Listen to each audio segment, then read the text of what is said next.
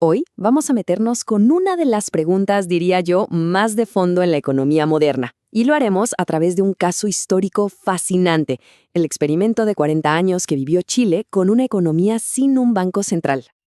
A ver, hoy en día la idea suena casi descabellada, ¿no? Nos hemos acostumbrado a pensar que los bancos centrales son la columna vertebral de la economía, que son esenciales para mantener la estabilidad, para controlar la inflación.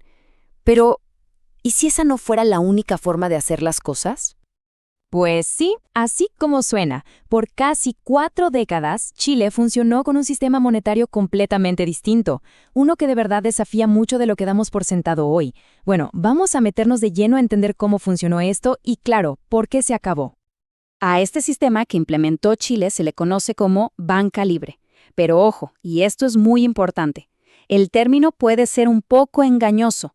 No significa un caos sin reglas, para nada. La clave de todo esto, el corazón del sistema, es la competencia. En vez de que el Estado tuviera el monopolio, imagínense a varios bancos privados emitiendo sus propios billetes. Y aquí viene la pregunta del millón. ¿Qué les impedía imprimir papelitos sin parar? Bueno, una regla de oro. Y nunca mejor dicho, la convertibilidad. Cualquiera podía ir al banco y decir, dame mi oro por estos billetes. Esa promesa, esa simple promesa, era la que sostenía toda la confianza del sistema. Y aquí hay que insistir en un punto. Esto no era el lejano oeste de la banca. Nada de un laissez-faire total. Al contrario, había reglas. Sí se permitía que nuevos bancos entraran a competir, pero todos tenían que cumplir con una norma sagrada, la obligación de canjear siempre sus billetes. Y esa regla, tan sencilla, creaba una disciplina de mercado súper potente. Bueno, durante muchísimo tiempo, casi un siglo, la historia que se contó sobre este periodo fue bastante negativa. La narrativa oficial, por así decirlo, era que el experimento había sido un fracaso rotundo. Esta cita del economista Murray Rothbard lo resume todo, ¿no? Un desastre patente. Así de contundente era la opinión general. Se veía como el ejemplo perfecto de los peligros de un sistema monetario sin un control centralizado. Y las acusaciones no eran menores, ¿eh? Historiadores muy influyentes como Guillermo Subercaseus y Frank Fetter argumentaron que este sistema generó de todo: una emisión irresponsable de billetes, que la moneda perdiera valor constantemente. Lo culparon incluso del abandono de la convertibilidad al oro en 1878. O sea, lo veían como una fuente de inestabilidad permanente. Pero, ¿y si toda esa historia no fuera del todo cierta? O al menos no toda la verdad. Porque fíjense que ya entrado el siglo XXI, una nueva camada de investigadores se puso a bucear en los archivos a ver los números fríos, y lo que encontraron, bueno, contaba una historia muy pero muy distinta. Y es que esta nueva evidencia, que sale directo de los libros contables de los bancos de la época, nos da una visión de 180 grados. Investigadores como Ignacio Briones llegaron a la conclusión de que, lejos de ser un desastre, la experiencia fue, en realidad, bastante exitosa en muchos sentidos. Y esta nueva mirada basada en datos duros nos muestra algo completamente diferente. Resulta que las quiebras de bancos eran rarísimas, que el mercado financiero chileno creció con mucha fuerza, y lo más sorprendente de todo, que la emisión de billetes no fue para nada irresponsable. Al contrario, todo apuntaba a que el sistema tenía una especie de piloto automático, un mecanismo de autocontrol. Claro, aquí surge la pregunta obvia. A ver, si había 20 o más bancos, cada uno imprimiendo su propio dinero, ¿cómo es posible que todo no se viniera abajo? ¿Por qué no se convirtió en una locura de inflación? La respuesta, y esto es lo más interesante, está en la propia competencia. La teoría que explica esta estabilidad se llama control automático de mercado. Suena complicado, pero la idea es bastante elegante.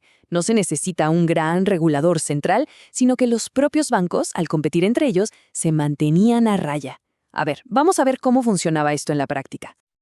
Imagínense esto. El proceso era súper simple y rápido. Digamos que el banco A se pone creativo y decide emitir más billetes de la cuenta. Sus clientes, claro, usan esos billetes para comprar cosas por toda la ciudad. Eventualmente, esos billetes terminan en las cajas de los bancos de la competencia, el Banco B y el Banco C. ¿Y qué hacen ellos? Todos los días, en la cámara de compensación, le devuelven al Banco A todos sus billetes y le dicen, págame en oro. ¡Pum! Si el banco A emitió de más, sus reservas de oro se empiezan a vaciar a toda velocidad. El riesgo de quebrar era real, así que para sobrevivir, no le quedaba otra que ser prudente. Este sistema de control entre bancos era un freno casi inmediato. Era mucho más rápido que el control que puede tener un banco central, que a menudo se da cuenta de que hay un problema cuando las reservas de oro ya se están yendo del país. Para entonces, el daño puede ser mucho mayor. Y con todo esto, llegamos a la gran pregunta del millón. Si la evidencia más nueva nos dice que el sistema funcionaba bien, que era estable, ¿por qué se terminó? ¿Por qué Chile lo abandonó? A ver, el final no fue de un día para otro, fue más bien un proceso. El punto de quiebre, el momento clave, fue en 1878. Ahí el Estado suspendió la convertibilidad y por primera vez empezó a emitir sus propios billetes. Billetes que ya no estaban respaldados por oro, sino solo por la confianza en el gobierno. Y el tilo de gracia llegó en 1898, cuando el Estado básicamente dijo: todos los billetes que andan circulando ahora son míos. Y así se acabó el experimento. Y aquí hay algo que es fundamental entender. Todo indica que el sistema no se cayó por sus propios problemas. No es que hubo una crisis bancaria gigante y la gente salió a la calle a pedir un banco central. La razón fue otra. O sea, el cambio no vino de abajo hacia arriba. Los análisis históricos nos dicen que el verdadero motor detrás de la creación de los bancos centrales, no solo en Chile sino en casi todo el mundo, fue algo mucho más pragmático. El interés de los gobiernos por tener una fuente de financiamiento fácil y directa para sus propios gastos. Y todo esto nos deja con una última pregunta, una para pensar.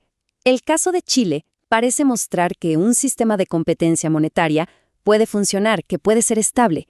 Entonces, ¿por qué casi todos los países del mundo terminaron adoptando el modelo de un solo emisor, el del Banco Central?